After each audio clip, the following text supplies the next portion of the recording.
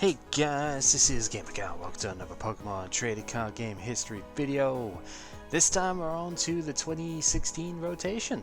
What happens after we complete our Steam Siege games and what we lose pretty much, because there's quite a bit that we do lose here. If I sound a little bit out of it, it's because today's kind of been a very long day, but it's been a pretty profitable one for fixing the internet issues from what I've seen here. There's still a bit to work on, but it seems a lot better than it was, so hopefully we'll be able to do some fun stuff. So yeah, unfortunately didn't have time nor energy to record a different video for today, so we're just gonna go ahead and do this one. Now, the rotation here is a little bit weird because this is sort of before alternate arts became a thing. Alternate arts were, although we've been seeing them as we've gone forward, they've mostly been from a collection for a Gen 7 era, so it's still a bit weird. There's still a lot of cards like the Xerneas over here, which has literally only just been reprinted in Steam Siege, which is still completely legal. So there's a ton of stuff that actually doesn't rotate, and that complicates things with this, my usual sort of bit down here. This is not like the last time we have to do this, but this is one of the last times where there's going to be so many cards that don't rotate. So that's something to look forward to at the very least. But yeah, there's a whole lot of cards in these first like 4 sets which are very important to go over. So yeah, there's a ton to do, so let's just get to it. So the sets we're losing, of course, X and Y base. It's everything up until Phantom Forces, because it's Primal Clash on is what the rotation is. So we have that, we have Flash Fire over here, some definitely strong fire support that we're losing.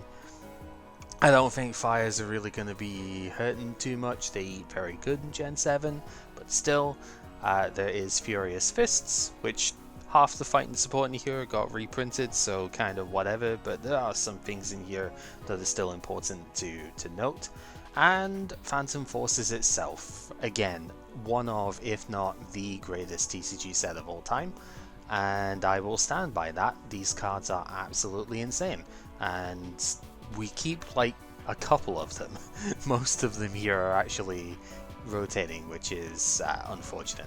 There is also promo cards here as well. There was like a Kalos starter set as well that technically is a Pawniard that rotates. It's like the metal type one, so I suppose we only have a dark type Pawniard now, so I guess there is that slight nerf to Rainbow Road, I don't know. But yeah, there's a bunch of promos here. A lot of these actually don't rotate, or if they do, like, they were never important in the first place, so we're not going to mention things like the starters here or the Metagross. They just didn't do anything at all. So yeah. On to what actually doesn't rotate, because there's a bunch of stuff first. Most of this is from Generations, like the Butterfree line, the Raichu line, Golbat, but not Crobat, because that was not in Generations. The Dugtrio line, the Machamp line doesn't rotate. I think this particular Diglett was also in Generations. There is a different Diglett in format that's 40 HP but 0 retreat, so take it as you will. Jinx from Generations, Wobbuffet was in the Radiant Collection, which was Generations. Same with Meowstic, so we have that still. Xerneas and the EX have been printed very recently. There's a promo Xerneas, as we see here, but there's actually another promo Xerneas that comes in later on. It's like a shiny one, so there is that. Yveltal just got reprinted, so, and the EX has gotten a shiny print as well, so they will be in format for like the next 2 years. It's kind of ridiculous. Energy Switch got printed. I forget exactly where, but it's been very recent, so that's a thing. Same with Enhanced Hammer. I think this is actually the print that keeps it in format. Is Primal Clash gives it the gold one. Evo Soda got printed in Generations. I think Great Ball, it is in Sun and Moon, but it got reprinted before that as well, fairly recently, so there's that. Maintenance is in Generations, as is Max Revive.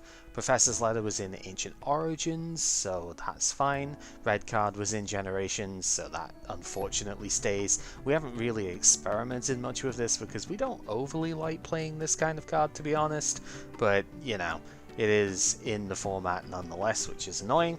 Ultra Ball got printed, when was that? Like, Fates Collide, probably. I should have maybe had, like, what print the cards were for all of them here, but oh well. I think it was Fates Collide, but it's very recent anyway. Ultra Ball doesn't rotate until, like, end of Generation 7, so there is that. VS Seeker actually has a print in Roaring Skies. It has the secret rare print, the gold one. So this will be staying in format for another year, which I completely forgot about when I was first thinking about this rotation. So yeah, Versus Seeker gets one more round and then it's gone for good.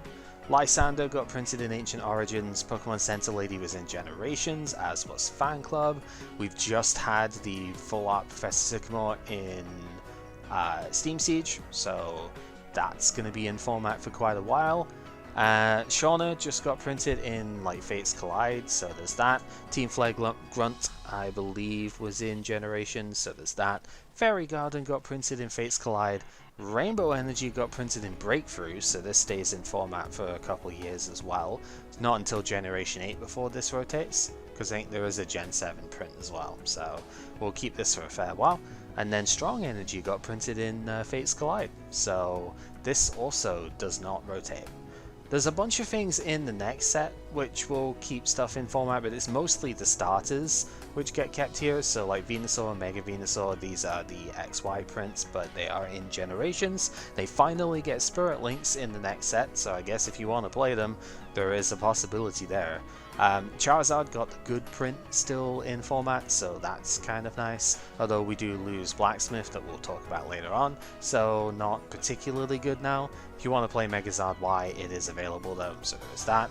And then Blastoise kept its print as well. So yes, they have had different printings for the Megas, and they will have different printings in the near future as well, as like promos. But we have the originals as well. Then oddly enough, Super Potion stays too. Not exactly a card you would expect to see, but Super Potion was actually a classic in the original base set. So with Evolution's aping base set, it makes sense, I suppose, to keep it in. But yeah, this actually stays as well. Then we do lose Super Scoop Up for most of the next format. Burning Shadows is the very last set of 2017's format to speak on, so we don't have it for a fair while, but it does come back. So that is worth noting. There aren't really very many reprint trainers in the first block for 2017. It's actually kind of surprising. Most of the time you do see quite a few coming back, but not this time. So yeah. Anyway, what do we actually lose then? A lot, as you can see here. We are on over 50 cards. In fact, almost 60 is what we're losing here. It's like 57 noteworthy cards. So let's like speed run through them. Not all of them are amazing right now, but most of them have been used by us in the past actually. So we'll try and go through this as quick as we can. Crobat is really annoying to rotate here. I love this thing, and it's so frustrating because the Golbat was printed in Generations, but the Crobat was not. Fun fact, as soon as this set is done, as soon as rotation happens, there was a Break Evolution box, like the third one, which has a Crobat break. Would have been extremely good with this Crobat because it shuffles it back into the deck. It can't even be played on release until Sun and Moon comes out. Very dumb. We'll talk about that in the next set description video. But yeah, I love this thing. Too bad it's gone. Gengar EX was very annoying with a Gengar Trevenant deck. The Trevenant itself actually rotates as well, so thank goodness for that, I suppose. But yeah, Gengar Trevenant was actually very strong, and caused a little bit of annoyance when it came out, so there is that. Mega Kangaskhan was mostly used in the Flashfire format of 2014, so that was mostly just because it was in Fairy Box, it was very big, it wasn't super powerful, but it could take a hit very well, and Max Potion could heal it, and Fairy Transfer just got the energy away. So yeah, it was kind of unkillable. That was the idea. Dragonite, very nice with Virizion, also quite nice with Manectric potentially. I think this could have been played with Sceptile too if you really wanted, but it's just the question of would you really want to. But this power is pretty cool, and it lets you do stuff like AZ on the other Dragonite that you were using, and yeah, it's just maybe not the most powerful Pokemon out there, but it definitely has some potential. Fortress, I've been using this on and off the whole time it's been around basically. Thorn Tempest is just a really cool ability to have, and we do have Forested Giant Plants at this point, which you could potentially use because the Pineco is Grass type. So that's really neat. Yeah, just a really nice power to have around, being able to put damage cannons down. We just got Devolution Spray in Fates Collide too, so lots of cool stuff you can do there, but yeah. Miltank, there's been quite a few Stage 2s which have been playable. Miltank has always been a consideration for most of those decks because it just does 80 for a single energy of any type, which is really neat. Does get useful with stuff like Muscle Band or Fighting Fury Belt too, so there's that. The Manectric line, probably the best Mega in the entire generation, to be honest. You could argue that, but I think Manectric has just been the best overall, because the base Manectric is really powerful, and the Mega Manectric EX is really good. Takes advantage of Headringer quite well as well to force the opponent to play tools. So yeah, and then Mega Manectric accelerates a ton too. I've had to deliberately stop myself from playing this, and I know Pepper's played it quite a lot, but I would have probably just played Manectric for like the entire generation if I could have gotten away with it. But you know, that's just it. Milotic didn't really see a ton of play. It was mostly with the Shiftry that came out in Flashfire. I'm not even going to mention the Shiftry as far as like, you know, playable decks, because it really wasn't.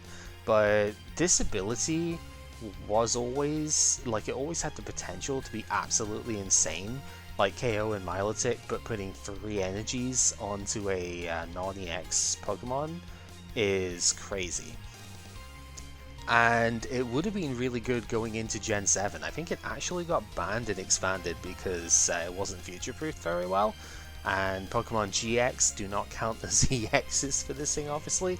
So it means you can use, you could use this to accelerate to a GX, and it would just be ridiculous. So probably for the best that this is not still going to be legal, but it never really got its time to shine because the non-EXs just didn't need it in the end. Bit of a shame. Dusknoir, I don't know if this is really noteworthy, but it could move damage counters from your other stuff to itself, so you could max potion it, I suppose, and that was kind of cute. Not really the strongest, but it was kind of sometimes seen as a one-off alongside the Boundaries Cross Dusknoir when that was legal, so sure.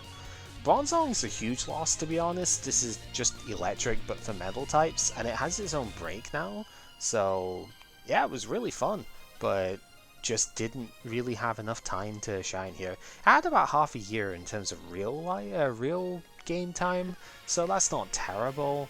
And like, it's always been a decent deck, just never the best deck that we could have played. But yeah, it's been pretty fun. I think Pepper is actually going to be playing something with Bronzong in at least one of the 2 rounds here, so hopefully we'll get to see it. But yeah, fun card, just not, yeah, whatever. Lucario is a decent alternative to Zygarde. Like, Zygarde is probably better, but Lucario does offer a different weakness, and Corkscrew Smash can draw cards, which is pretty good. The Mega I'm going to put here too, because the Mega actually overperformed when we played in Furious Fist. Like, that actually did a lot of work for me.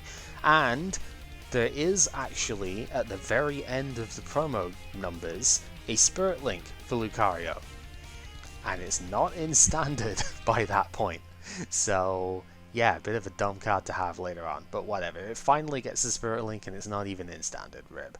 Toxicroak was used in a couple of odd decks. It was, I'm trying to remember exactly which ones. It was, I think it was in Fairy Box I remember seeing it, and then there's one Steam Siege deck that it was in, but I forget exactly which one it is. that's listed on Legends. I'd have to go look it up, and I don't have the page open at the moment. But it did see some play. It did actually win a couple of tournaments, I think, in the lower age divisions. So, yeah, kind of noteworthy, I suppose. Triple Poison is pretty cool, if nothing else, so there is that. Dialga EX was a Metal Box attacker. It was never the best one, but I always liked it. 150 damage is pretty strong. It's discard 2 metals, so you can use it with, you know, Bronzong very easily. Works with double colorless as well, so it synergized with Heatran quite well. That also did the same. I think it's neat, so there is that. Speaking of the Heatran, this is also here. Probably the best single prize metal attacker that we've had in the format, but again, if Bronzong's going, it doesn't really matter that this is going as well, I suppose. So it is what it is, but Steam Blast was pretty powerful. It knocked out most of the non-EXs, especially with a Muscle Band. It could hit 150, which was enough to basically donk out every basic, or not basic, but like single prizer that you could go for, and discarding only 1 energy, pretty good. Yeah, I actually rated this card very highly myself, so yeah. Seismitoad, thank goodness this is going, to be honest. I know Sai is almost definitely playing the Water Box deck as one of his this round. That's fine, it does abuse this quite readily, but Quake and Punch was so annoying, man. We had to like not play this a lot just to make sure that the games and stuff looked reasonable, you know? So that's never a sign for a good card in the format, if you just have to actively ignore it in order to have fun games. Yeah, item lock should never be on a DCE, let's be honest. And it isn't moving forward. I'm pretty sure they learned from the lessons of this thing. Night March in general is rotating. That was part of Phantom Forces, so it's funny that we get Karen comes out pretty soon after as well here, and that is a supporter card that puts all the Pokemon in the discard back into the deck, which would be fantastic against Night March, which rotates. Yeah, this is the sort of time where Expanded was actually still played at quite a lot of regionals and stuff. Nobody really liked it, but it was there. So, like, it wasn't terrible to still have Karen, but we should have had it earlier. This is another one where we just haven't played this very much, because it really... it really makes the format extremely difficult to play, because it's so oppressive when this deck does what it needs to do. It's kind of like Mew nowadays, where it just kind of does everything, except unlike Mew, this didn't really have any counters, because the card that was designed to counter it, Lysander's Trump card, had to get banned for other reasons. So, yeah. Drodagon was kind of neat. Revenge was pretty useful. 90 damage for a double colorless on a 110 HP guy. Pretty solid. It wasn't that easy to KO either, so outside of fairy types, obviously. 110 is still, like, it's very reachable nowadays, but when this card came out, it wasn't actually, like, this most straightforward of things to just, like, stream 110s on everything. And, well, if you put a Muscle Band on this, it also hits 110, so you could take out enemy Shamans for 2 prizes, so that's kind of neat. Landorus got outclassed in the end by Carbink Break nowadays, so you wouldn't really play this unless you really wanted just a water weakness instead of the grass weakness. Shadow Power was extremely strong at the time though, and yeah, this card definitely served its purpose well. Being able to use strong energy to do 40, accelerate a basic from the discard to the bench, really, really powerful. So yeah, super good card. Delphox rotating basically kills Delphox Break and Psystorm Delphox as a deck, so that's why I had to play the set before. It's a shame because Mystical Fire is a stupidly good ability. I'm trying to think if we actually see this exact ability again. I know most recently there's a Revavroom that discards an energy in order to do this, but I don't remember. I'm going to switch this on real quick, sorry. I don't remember if there is another Draw Until 6 that we ever get, which is a shame because this is a really cool effect. Thankfully we do have Octillery to replace this, and Octillery is stupidly good too, so this effect is not going away, just, you know, the deck that it is associated with is, which is too bad. Greninja, this is used as a one-of in the Greninja decks, and I'm pretty sure Sai is also going to be playing that.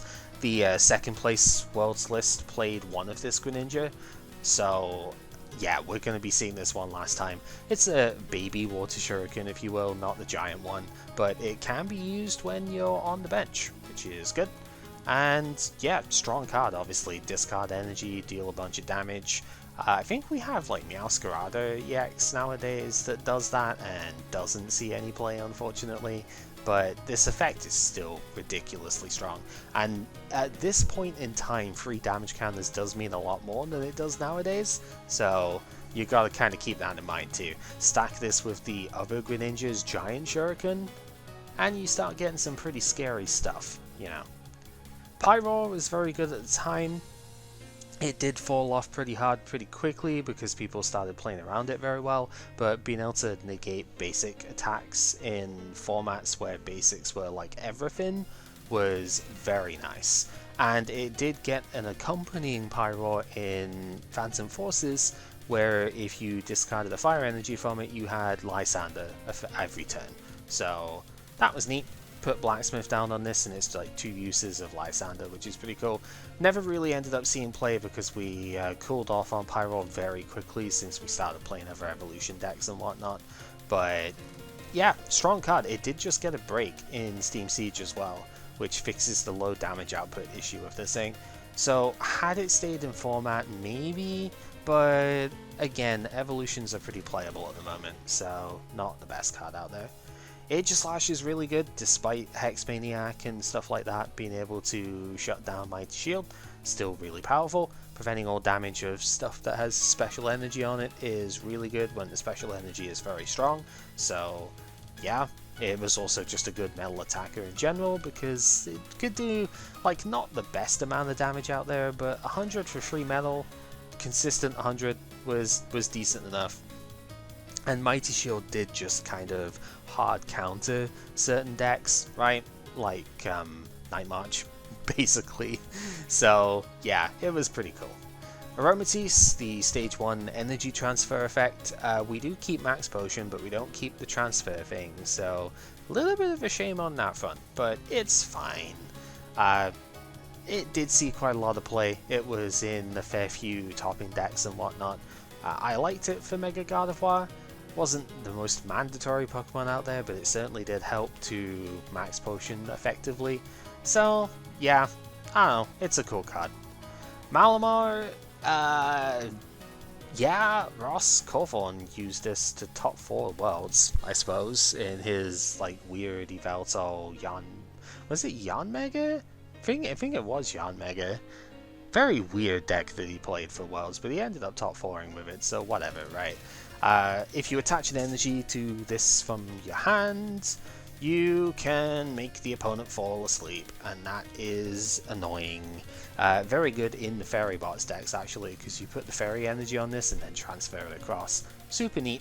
Maximar could also sometimes do a bunch of damage too, so there was that. Holucha is something that I am actually playing in Rainbow Road this round because of the Zero Retreat, but it saw a ton of play. Like, fighting decks were good basically the whole time they were out since Furious Fist, and this was a big part of it.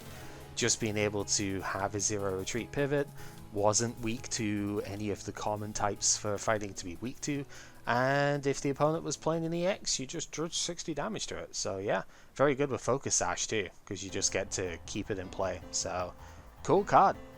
Shame it's going. Trevenant, not a shame this is going though. We do still have the other one, but it basically doesn't see any play because it's nowhere near as good. Forest Curse, just being able to stop the opponent playing items whilst it's active was so impressive. And again, especially when Breakpoint came out and Trevenant Break came in, we basically had to like stop ourselves from playing this card only, because I'm pretty sure, I mean, if Matt was still here, I think he would be playing Trevenant every round, because it's just oppressive, to be honest. Very stupid card to have. I'm going to put the Gorgeist here, even though it never really saw competitive play, because I did have a really fun deck with it, and the Fortress and Dust Noir, when Boundaries Cross Dust Noir was a thing. That was a really fun deck for the 2014 format, and I mean, it's still pretty solid. I didn't use it in the end beyond that because it can't use Dimension Valley. Maybe if Spirit Scream could be a colorless, like a Psychic colorless, I would have probably used it, but its effects are pretty good. I have a spread deck this round that's using the Azelf that basically does the same thing, but you have to have a damage counter on the stuff that you want to hit. So, you know, yeah, it's on a basic, but this was a really cool effect, and I like it. As far as the trainers go, Battle Compressor is going. Thank God for that, right? Foolish Burial was already like one of the strongest cards in Yu-Gi-Oh! And this is not just Foolish Burial, not just triple Foolish Burial, but it can also act like Foolish Burial goods as well. Because yeah, they had to have a separate Foolish Burial for Spell and Traps. And yeah, being able to do any free things, absolutely ridiculous. VS Seeker made this crazy as well. And it was just probably one of the biggest mistakes in Phantom Forces, but whatever, it's a fun card, so there is that. The Team Flare tools go as well. These actually dropped off really hard in not just our format, but just in the game in general. They are some of the craziest cards that just didn't see a ton of play, if you look at tournament lists and whatnot. And I think partly the reason for that is like non-EXs did actually kind of catch up a little bit, and were pretty played, so it wasn't always super reliable for the stuff here, like you weren't always going to be able to play it.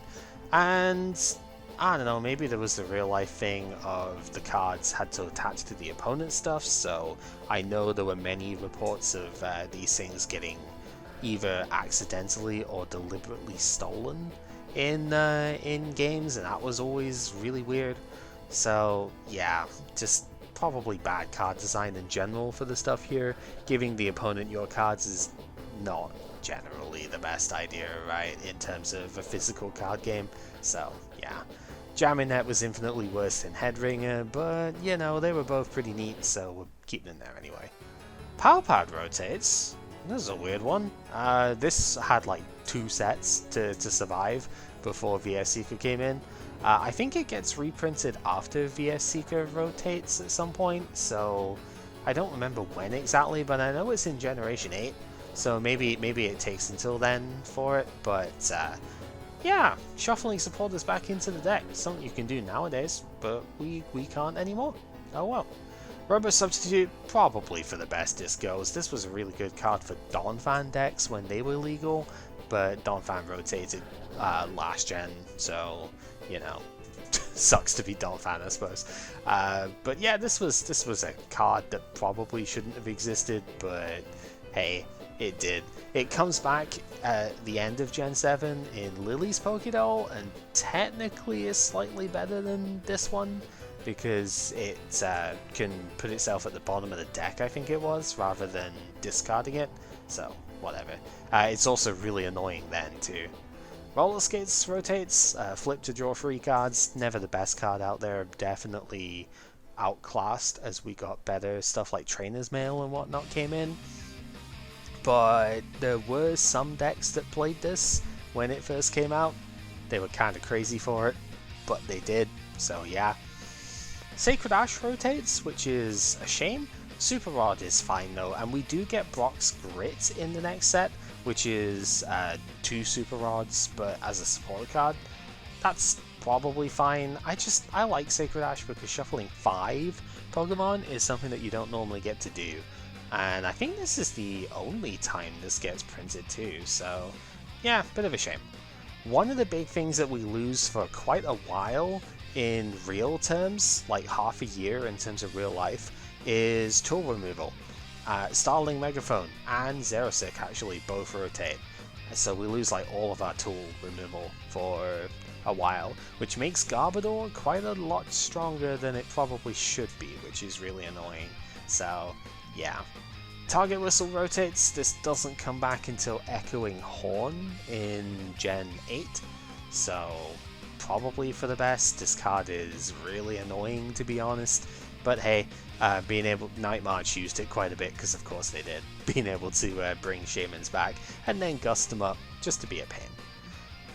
Finally, on the item front, Trick Shovel rotates. This wasn't really used because Sableye Garbodor didn't really get discovered until Sableye rotated, so then it was obviously not very playable, but it is an extremely annoying card that, if you can recycle it, lets you basically just control what the opponent gets to play. And Sableye Garbodor was like a really, really powerful expanded deck after it got discovered. I didn't play it in the week that it was possible because it was gross and I hated it. So, you know, there is that. But this card does deserve mention because I actually don't think it ever got banned and expanded, but it's certain, like, the cards that enabled it did, so yeah. Supporter-wise, AZ goes away. This is a shame. I think Burning Shadows, I think, is when Acerola comes out, which is the, like, spiritual and probably much better successor to this thing. But it is a shame to lose, like, the auto scoop up. It's probably for the best, because this card is ridiculously strong when it goes off, but I'm gonna miss it anyway. Vileplume decks definitely do miss it though, and that's probably a good thing for the format, to make those decks a bit worse. So yeah, I guess. Blacksmith rotates as well, because this is an alternate artwork, not the actual Flashfire card. Only ever got a printing in Flashfire, and this is a real shame because I've loved fire decks as many times as I could play them, mostly because of this card.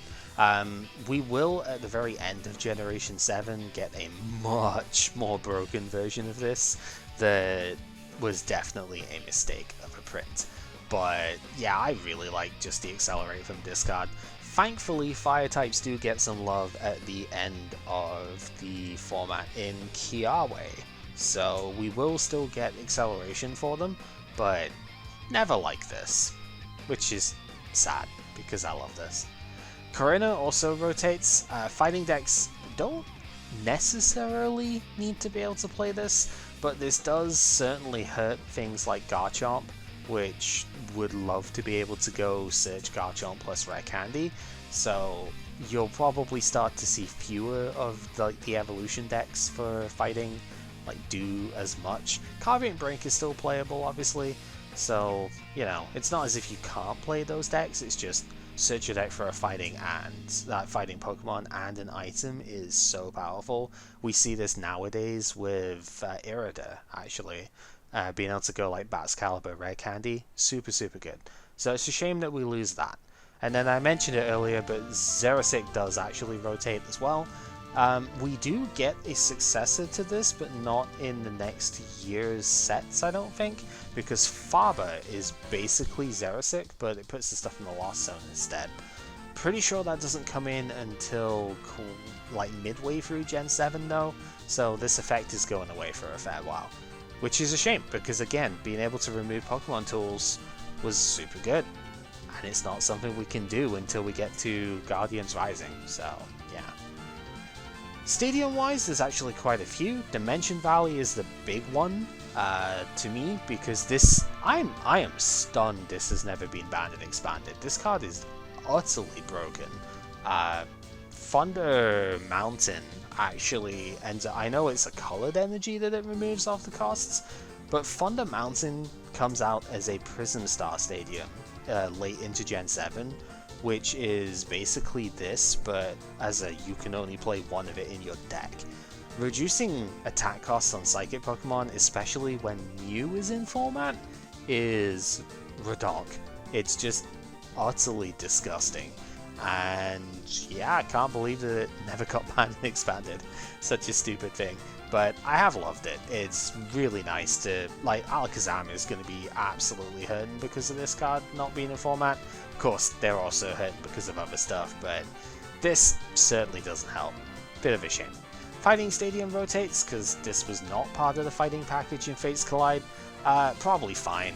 because it only affects EXs. We're going to be moving into GXs with Gen 7, which wouldn't be affected by this anyway, so it's probably fine that we don't have this. We've also just gotten Regirock as another damage mod, so we don't really need this in fighting anymore. Magnetic Storm, I believe this is the final print of this card. Each Pokemon in play has no resistance. Very, very rarely comes up. There aren't very many decks that even have resistance, especially going into Gen 7. It's like Fairy and like Flying, I suppose, to resist fighting. I actually can't even think of any others right now, because I'm pretty sure Lightning loses its metal resistance pretty soon, and we haven't had Lightning resistance in quite a while. I suppose Psychic gets resisted by Dark and Metal, so sure. But it so rarely comes up, it's just not worth really playing a stadium card for that, you know? Mountain Rain goes away. We do have the Mr. Mime. That was in both like Breakthrough, I think it was, and Generations itself, so that's staying for a long time. Being able to prevent bench damage is pretty good, but doing it on a stadium, probably not the best, but it does prevent self-bench damage. So I guess if you had like a really powerful Magnitude or what used to be Explosion, right? Explosion doesn't actually do bench damage anymore, but any sort of Earthquake style attack you could use this for and get some proactive use out of it. Can't do that anymore, so oh well. Shadow Circle goes away. This was actually played quite a lot in old Dart decks, not so much anymore, because we have Parallel City and Reverse Valley and stuff like that. That is just generally better for the Dart type. Sorry, I get distracted by a moth that's flying out my window. It's probably going to come in a minute. Yeah, no, it used to be played because Yveltal being weak to Manectric was super bad, and Manectric itself also being weak to the fighting type stuff. Yeah, Manectric Yveltal was a very strong deck and played this quite a lot, so yeah. Training Center, I'm a little bit sad this is going with. It kind of got outdone by most other like like stadium cards and stuff here, but we have Fighting Fury Belt, and I really wish that we still had something like this for the evolution cards. Like, being able to get 30 extra HP on your stage 1s and stage 2s is a really cool effect, and yeah, I just wish we had it still. I don't want this to rotate. And then finally, tool cards, there's one energy as well. This might as well just go over that. It's the Mystery Energy. I've been using this quite heavily because I played a ton of Psychic decks recently, and it lets you retreat for less, which is super good for Wobbuffet because it means that you can block most abilities and then Mystery Energy to retreat it out when you need to. Super good. Yeah, Wobbuffet becomes a ton worse when you don't have this in Dimension Valley, so yeah. Anyway, the tools are Focus Sash, so your fighting types are much more vulnerable than they used to be now. But then again, protected from one-shots. I guess it was good for like Metacham and other sort of frail ones. Really good for Garchomp too. So yeah, Garchomp takes a big hit from this list in general. And then the XY tools of Hard Charm and Muscle Band both rotate. So we have, you know, damage reduction and damage increase as a general thing. Kind of going away. Fighting Fury Belt basically does both for basics though, so you know, basic heavy stuff maybe a little bit bigger. Honestly, maybe not, but like most of the reason these didn't see as much play going forward was because Spirit Links existed, right? And a lot of the decks in the middle of XY were based on Megas, and so we had to play a ton of Spirit Links. And then Fighting Fury Belt came out and kind of eclipsed both of these because it basically does the two things together. So yeah, but there were some decks that still played this, like Entei played quite a few of these and was really cool. And we have gotten Volcanion for Entei, so yeah, might miss it a little bit. Only a tiny bit though, because Fury Belts are good there. Then finally, Protection Cube rotates. This is only noteworthy because it's like the one printing this has ever had, and it's the only card that like negates recoil damage, which is a funny concept to think on, but yeah, this sort of effect could have been very good in a lot of different formats.